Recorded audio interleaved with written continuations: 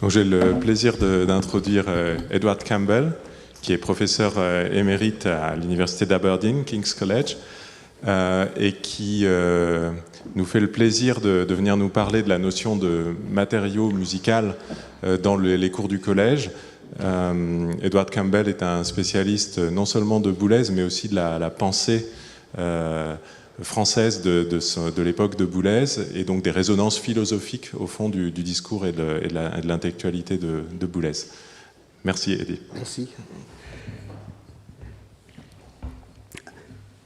Premièrement, je voudrais remercier pardonnez-moi, j'ai oublié le programme, mais je remercie ceux qui ont m'invité ici au Collège de France. C'est un grand honneur pour moi. Merci beaucoup. Je parle en anglais avec un très accent écossais. Boulez avait une très grande relation avec Écosse. Il a visité Écosse en 1980 avec Jolie Barrault. Et pour la dernière fois, 2004, c'est une très grande relation. Et j'ai rencontré Boulez là. Merci. In this talk, I explore some of what Boulez tells us about musical material in his Collège de France lectures. In the course of the lectures, he returns regularly to a constellation of key concepts pertaining to musical composition, which he relates in constantly inventive ways. The slide shows some of the most important components of this constellation, including invention, the musical idea, material, systems, gesture, craft, dialectic, codes, thematicism, athematicism, the virtual theme, memory, writing, and form. Rather than give a simple starting definition of what Boulez means by musical material, my hope is that this will become progressively clearer as my talk progresses. Already in Invention, technique et langage from 1976, the teaching statement which he submitted in accepting the invitation to the chair at the college, Boulez highlights the dissatisfaction felt by musicians in the face of inadequate sound material. He identifies musical material as central to musical invention, stating that, quote, invention and material are inextricably linked, unquote, that they exist in a reciprocal relationship and stand in need of being rethought. One of the key points separating Boulez and his composer colleagues from the experimental tradition pertains to their different evaluations of sound. Unlike John Cage and other experimentalists for whom sound is of intrinsic value, and no distinction is to be made between sound, noise, and music, Boulez, following in the tradition of Schoenberg and others, posits that while sound exists within itself and on its own terms, it nevertheless has to be integrated, quote, into a project to become a usable element within a musical language, unquote. He returns to this point several times in the lectures. From the standpoint of the mid-1970s, Boulez surveyed the situation of contemporary music, finding that the hierarchical organization, which was so important to music's past, was being undermined by, quote, increasingly anarchic interventions and choices, unquote. Recognizing that the elements of the musical languages employed by contemporary composers were now more individual and heterogeneous in nature than before, he opted for the most part not to explore novel instrumental playing techniques, a practice he describes as eccentric. Beyond the domain of acoustic instruments, he judges that while the electroacoustic domain was still too rich and unexplored to be organized hierarchically, its chaotic disposition nevertheless provided a path to liberation for some composers. In Intervention Recherche from 1976, his inaugural address to the Collège, while recognising that notions of musical material have evolved over time, he judges that with the technological research undertaken from the mid-1940s onwards, musical material has, quote, taken on a life of its own, almost independently of musical invention, unquote. He speaks of a gulf between musical ideas and sound material, and what sound material can hope to achieve. This is problematic for him, since he believes that whenever either musical material or the musical idea are developed independently of one another, without considering how they might relate to one another, the approach is seriously unbalanced and has a detrimental effect on the composition.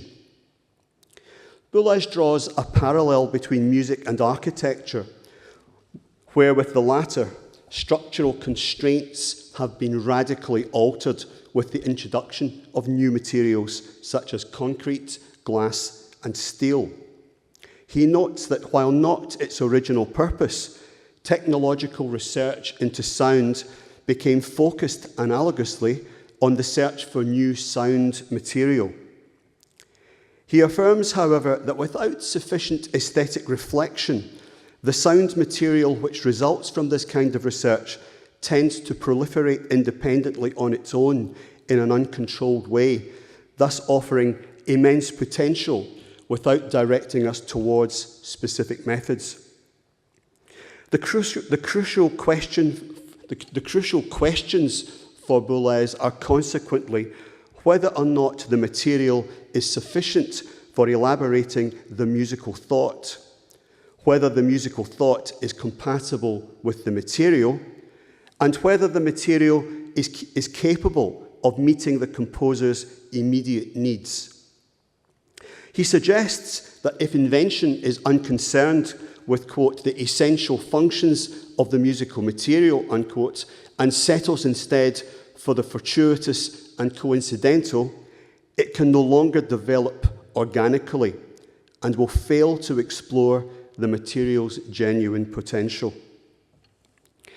Given the absence of generally accepted codes in contemporary music, Boulez posits in Idées, Réalisations, Métiers from 1977-78 the importance of deduction in exploring the musical idea, a conception which he takes from Schoenberg, for whom, quote, the vision of the work emerges from the initial gesture, unquote.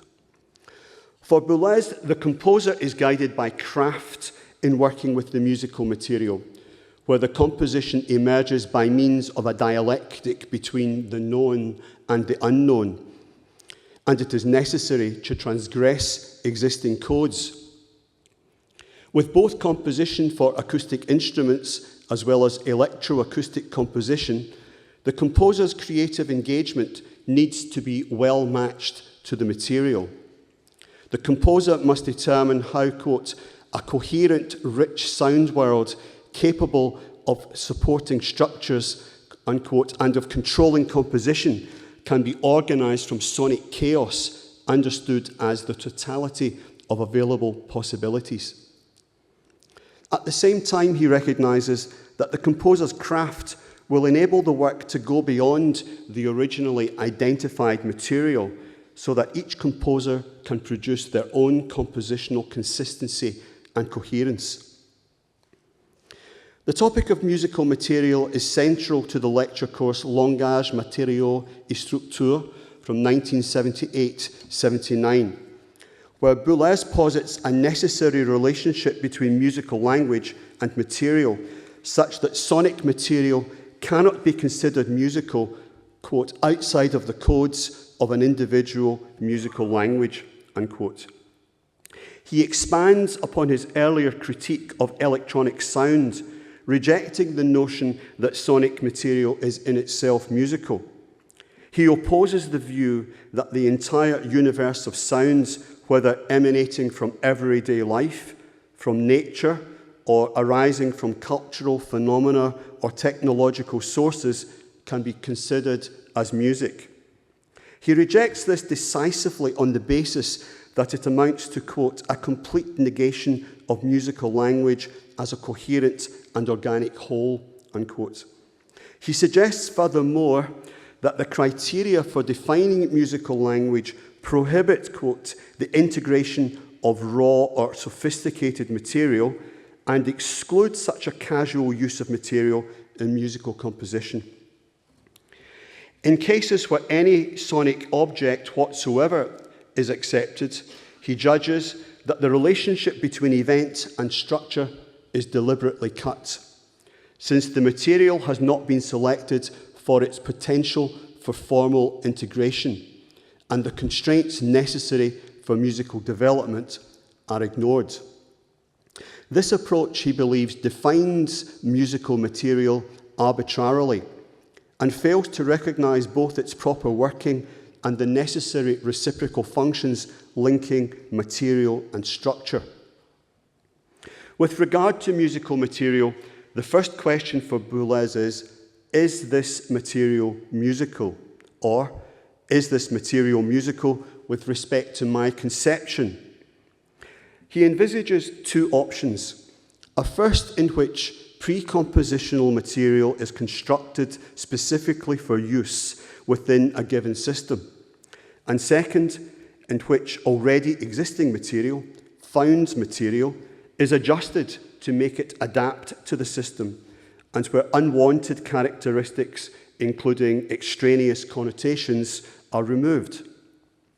Varèse's use of sirens as a means of smoothing the sound continuum is rejected by Boulez on the grounds that the sounds produced by sirens are too crude to be integrated meaningfully into a properly worked out syntax, and that they unavoidably connote the sounds of alarms and police cars. We think of New York cop shows, for example.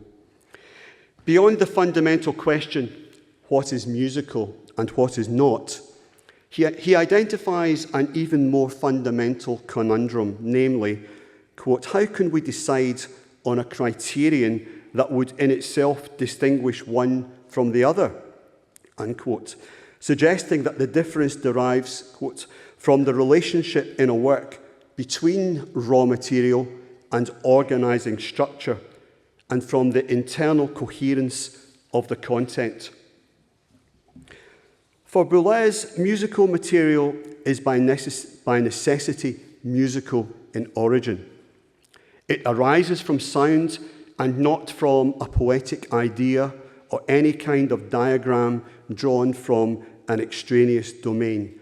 Perhaps there's a little barb against Xenakis in that. The composition emerges from the working out of the material and not from the imposition of a pre-existing plan which might inhibit the ongoing interaction of idea and material. While an inventory of material or a conceptual plan can help the composer keep track of the work as it develops, any such plan must be open to chance and to the possibility of an accident which might in fact undermine it. He likewise posits a dialectic of structure and material in which the structure, quote, attracts material, unquote, while allowing anomalies and irrational moments, where the power of the material succeeds in making us, quote, temporarily forget the structure, unquote. He recognizes the problem whereby tradition has familiarized us so thoroughly with certain kinds of musical material that new material is rejected on the grounds that it does not operate in the same way as the old, perhaps sounding grammatically wrong to us, in poor taste, or even as incongruous. He gives the ondes martineau, saxophone, and vibraphone as examples of instruments whose sound worlds have walked that line of acceptability, non-acceptability in relation to traditional practice. With specifically percussion instruments in mind, he considers how over time raw instrumental material becomes increasingly accepted, enters usage, and eventually no longer strikes us as exceptional. With the passage of time, the sound of the xylophone, for example, were absorbed, even neutralized, and no longer seemed incongruous, as the material passed from being considered non-musical or even para-musical to being accepted as fully musical. He notes, however, that this is not always the case, and that many works from the late 1940s and early 1950s onwards still struck listeners as unmusical in the late 1970s, as they did 30 years previously. In the lecture course Automatisme et Décision from 1980 to 1981, Boulez highlights the importance of notation in determining how musical material is used, since notation, quote, represents the material, unquote, reveals its nature, while also reflecting and expressing whatever changes the composer makes to the material. He posits that at the level of material, indeterminacy was introduced into Western art music tradition principally through the treatment of percussion and of voice. Varèse's use of percussion in ionization, Schoenberg's treatment of the voice in the Ode to Napoleon and Pierre Lunaire, as well as Berriot's vocal writing in Circles and elsewhere, are cited as examples. Given Boulez's use of steel pans in Surancies, it is notable that he refers to steel pans as having adopted traditional Western scales, and he characterizes them paradoxically as both conquering and having been conquered by classical music, to the point where their employment is arguably deformed or distorted in relation to their original use. While he now suggests that, quote, anything in the familiar utilitarian universe that is capable of providing us with sonic signals can potentially be incorporated into music, unquote, he is, as always, wary of the numerous connotations that these might suddenly evoke in us. He's equally suspicious of the use of found objects as sources of material, whether they are used as fragments with their own logic or as sources out of which the composer attempts to create a structure or system. He equally rejects the parodying of musical material by means of taking a historic genre or form, such as a chorale, whereby it is distorted in whole or in part, since irrespective of intention, quote, the reference is always apparent, unquote.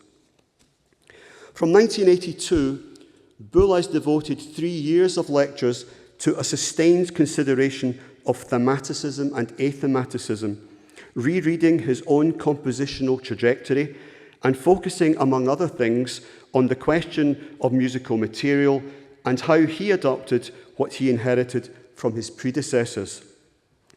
In La notion de thème et son évolution from 1982 to 1983, he acknowledges what he derived from Webern in the composition of his own sonatina for flute and piano from 1946, noting, quote, once the functions of the initial material were defined, there was no need to resort to the use of themes in the strict sense. Over the course of a work, one could pass from one thematic development to another by means of athematic transitions, unquote. In Thème, Variation et Forme from 1983 to 1984, he notes that the basic material for Structure for two pianos, which he composed in 1951-52, which he acknowledges taking literally from Messiaen's Mode de valeur et d'intensité, was not the material as it appears in the completed piece, but rather Messiaen's raw pre-compositional material. Having borrowed the material, Boulez notes that he altered it fundamentally, making each of the parameters independent of one another to produce something very different from Messiaen's piece. In the lecture series Automatisme, Identité et Variation from 1984 to 1985, Boulez sets out a more detailed retrospective account of his own developing approach to musical material. The starting point for this self-critique is Schoenberg's championing of musical unity, whereby all the material within a composition must be deduced from a single series. For Boulez, this conception, in which pre-compositional material is only prepared with regard to pitch, neglects the other dimensions or parameters, is too absolute, and inhibits the material's capacity for development. He judges that the other parameters need to be addressed, quote, to transform it into musical material, properly speaking, unquote. Consequently, he attributes his own idiosyncratic approach to musical material as a solution to the problems arising out of Schoenberg's work. While the post-war generation of composers applied serial thinking to the dimensions of pitch, duration, timbre, and attack, all of which were organized, for example, in Boulez's first book of Structure in 12s, he judges retrospectively in the lectures that this kind of organization did not correspond to the nature of rhythm, that pitch and rhythm are independent in their working, and that their dynamics and timbre can no longer be theorized as equal dimensions or parameters which can be subjected to divisions into 12 gradations. Dynamics and timbre are now considered secondary dimensions which are applied to already worked out material and which shape the changing envelopes in the course of a composition. For Boulez, the preparation of musical material is a pre-compositional activity, since in composition, the elements the composer selects arbitrarily as raw material need to be managed to establish, quote, a rational network of relationships, unquote. He posits that after the initial arbitrary choice is made, for example, of a series, the consequences of this choice can then unfold without any further arbitrary involvement according to its own internal logic.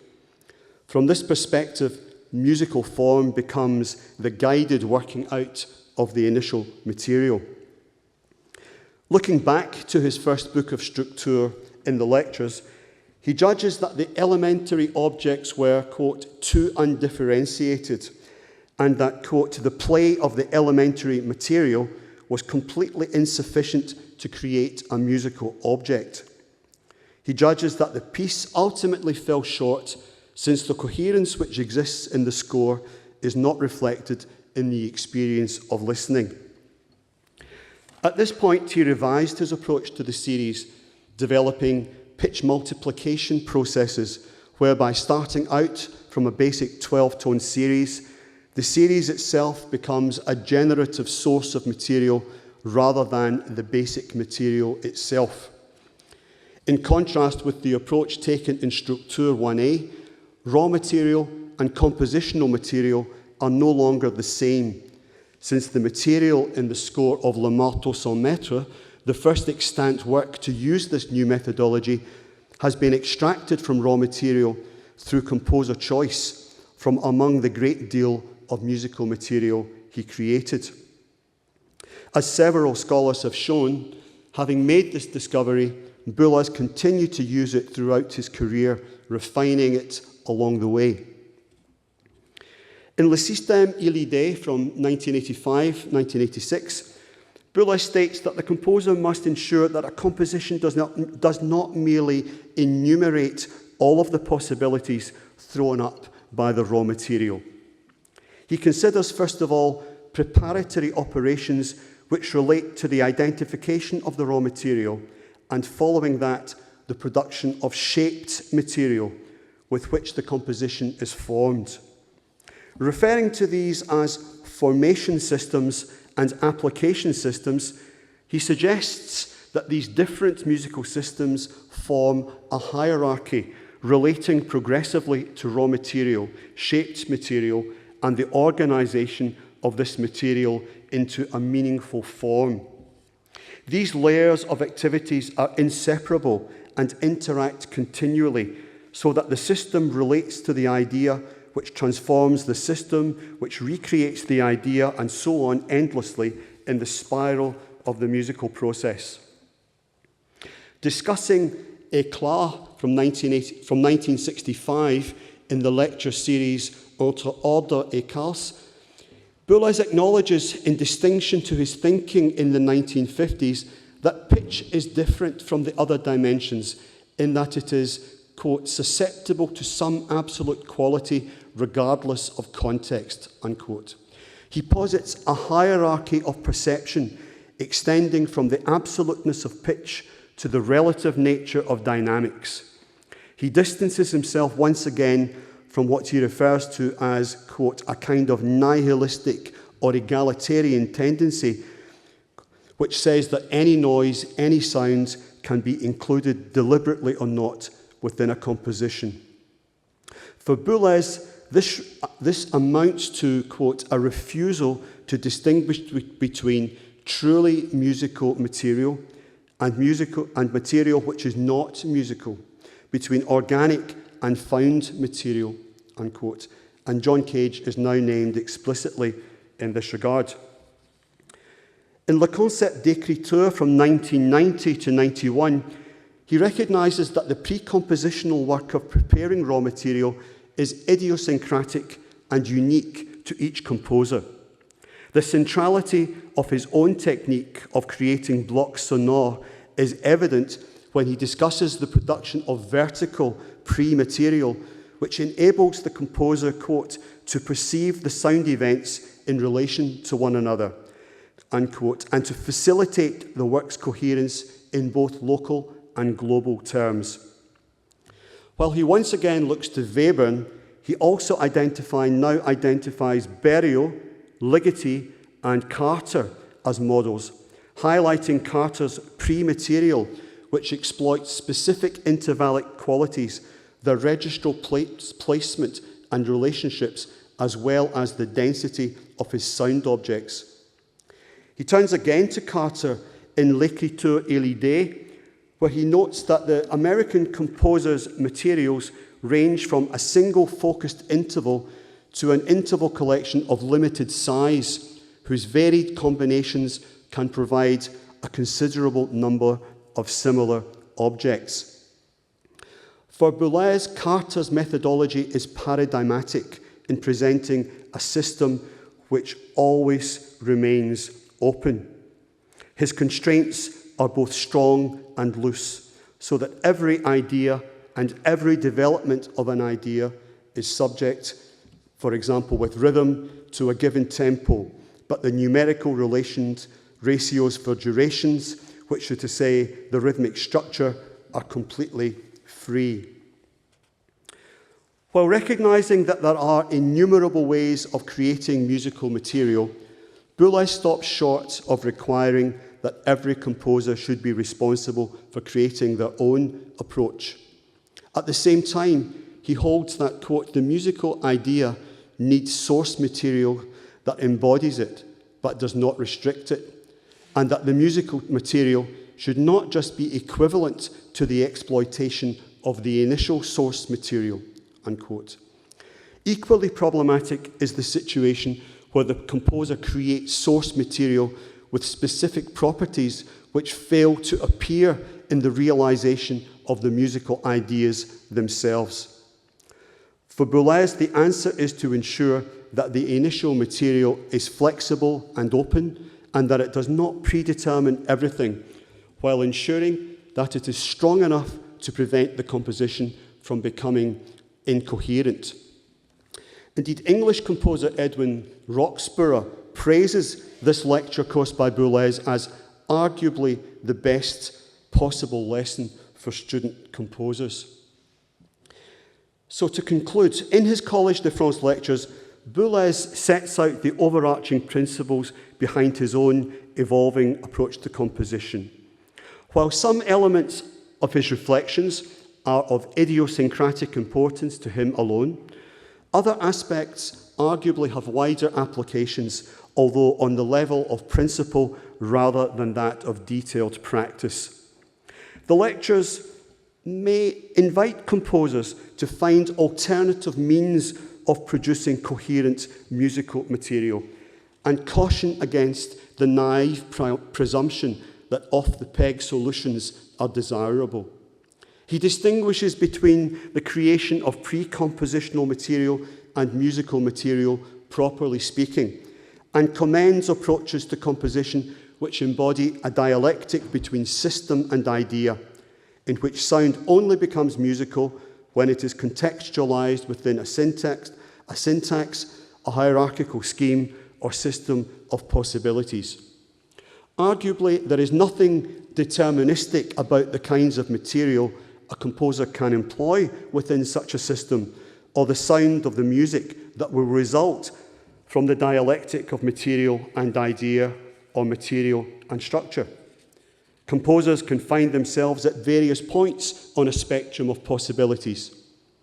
While Boulez discounts a wide range of sounds for use as pre-compositional material or as musical material, and he himself worked with tempered pitches mostly rather than abstract frequencies or other more complex sound events, there is nothing in his general approach with its focus on codes, deduction, system and idea, which precludes the application of his general principles to vastly different sound materials, including electronically produced sounds or noises, incorporating extended performing techniques, or employing idiosyncratic new notational practices.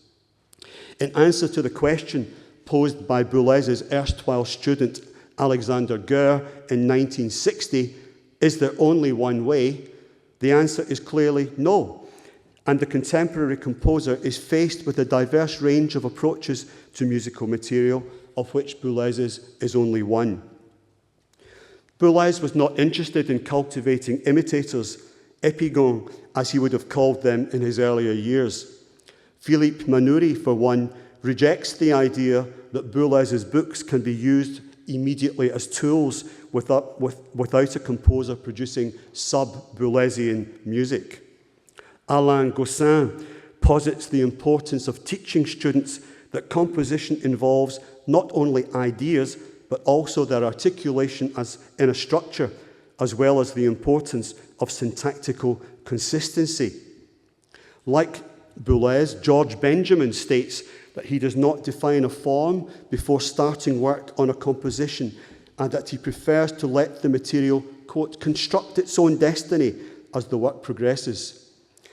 Portuguese composer Emmanuel Nunes noted that of the post-war generation of composers, only Boulez offered a general theorization of the problems of écriture. And Nunes's student, Pedro Amaral, acknowledges the influence of Boulez's concept of vertical harmony as a means of providing coherence to the horizontal and vertical dimensions. English composer Julian Anderson recalls having attended Boulez's Collège de France lectures and was fascinated by the different ways Boulez reused his material from one work to another. Younger composer Dai Fujikura, in contrast, when commissioned recently to compose a piece for performance alongside Repon, reflected that he would, quote, do everything opposite to what Mr. Boulez has done before and would do today, unquote. Then again, what else should we hope for? When Julian Anderson asked Boulez in a BBC interview in 1999, where is music going? Boulez replied, quote, where the next person takes it, unquote. And I would add that this may be just as true of musical material. Thank you.